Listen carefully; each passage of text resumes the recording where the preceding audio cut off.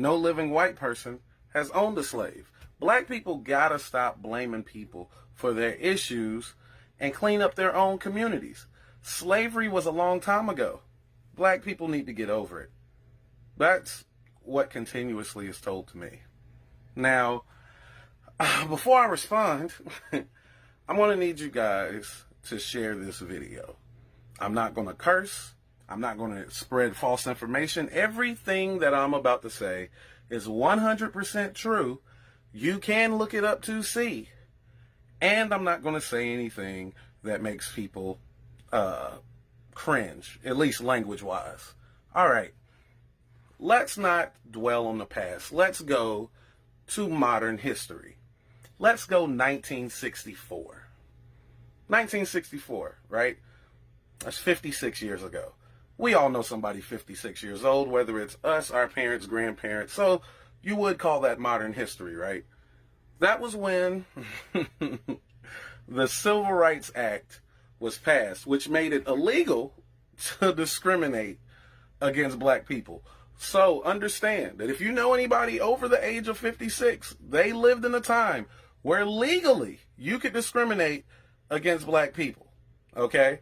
But now that the Civil Rights Act was passed, we all know that once the government signs a bill or a law, everybody abides by it, correct?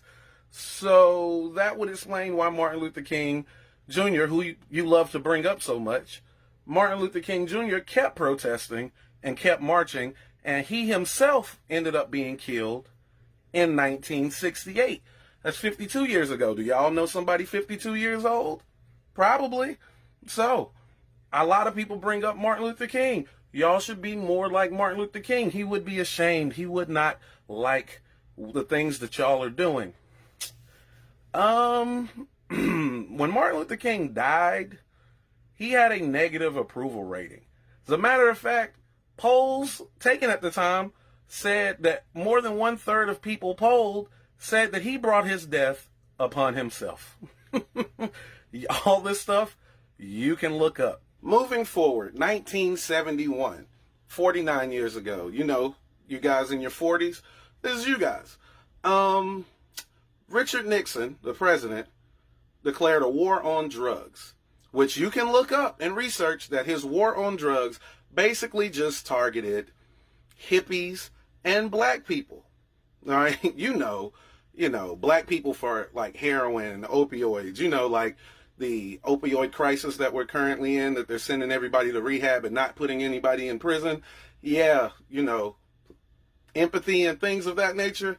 Yeah, it wasn't the case for black people in the 70s. Threw all of them in jail. And even if they wasn't really doing it, throw them in jail too. Then hippies, people who are about peace, love, understanding, all lives matter. They were unfairly treated and arrested for using marijuana. Marijuana. Marijuana is the drug that while we're in a pandemic and 40 million Americans have lost their job, marijuana dispensaries are considered essential. That's right. Been open the whole time. The people who were smoking that and saying all lives matter, yeah, they were targeted. They were targeted too. And Richard Nixon's run ran until 1974. That doesn't mean these practices ended. That means that he officially left office in 1974. That was 46 years ago. We all know someone who's 46, but that's the 70s. Let's not dwell on the 70s. Let's move to the 80s. Let's say something like 1987. Know anybody born in 1987? If you don't, you're looking at one. 33 years old. 1987. The CIA flooded black communities with crack cocaine to pay for a war in Nicaragua. You can look this up. They've made documentaries about it. There's even a movie called Kill the Messenger that was made about it, starring Hawkeye. That's how soon it is. One of the Avengers played in the movie. All you have to do is look up the CIA and Contra. You'll find everything you need to know. You'll know that Hawkeye played a guy named Webb. What happened to Webb?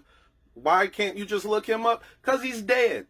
Unfortunately, he committed suicide by shooting himself in the back of the head 2 times.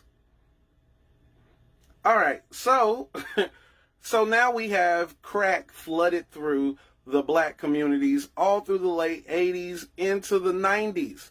And black people are like, please help us. This is tearing apart our community. So then comes the crime bill. Did this crime bill stop bringing drugs into the community? No, it did not stop the flood of illegal weapons or guns into the community. It just put everybody in the community in prison. Did it offer drug rehabilitation for the whole community? No, it did not. It left the crackheads to raise the children. This is 1994. This is the 90s. Y'all remember the 90s? Sure, because I'm pretty sure by now, if you're watching this video, you were probably alive in the 90s. And after this bill incarcerated more black people than ever before in the history of the U.S., businesses decided to get in business with prisons because you could get free labor. And I know some of y'all might go, you can't get free labor. That's slavery. Well, according to the 13th Amendment, that abolished slavery, slavery became illegal except, guess where? Prisons, which are disproportionately filled with what? Black people.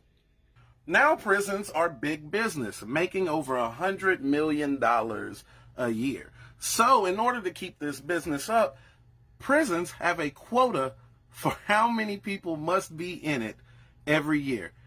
Yes, you heard me right. There is a quota for how many people they have to have in the beds in prisons. How do you do that? By putting more people in prisons. Maybe for crimes they didn't commit. Maybe giving them longer sentences to keep people in beds so you can meet this quota, which black people have been complaining about. And you can do the research on to find that this is true. Mass incarceration is modern day slavery. Also, when you get out and you want to change your life, you can't, because people don't treat felons the same way, no matter what your felony is, and you're not allowed to vote. And since pretty much 1 in every 3 black men have been or will go to prison, we lose 33% of our voting power. And all of this is prevalent today. 2020. You remember 2020? Of course you remember 2020. Because if you're watching this video, that means you lived in 2020. Now, with all this information I've given you, I haven't brought up police brutality. I haven't brought up racism from civilians. I haven't brought up racist practices by the banks. And I'm just giving you what the government did to black people. And some of y'all will go, I didn't know any of this. But I've given you statistics. And it's okay that you didn't know. It's not okay, but it's okay. Because most of us, statistically speaking, all of us went to school with a girl who was abused in some type of way. But we didn't know. It doesn't mean it didn't happen to her. It just means we didn't know. But now that you know,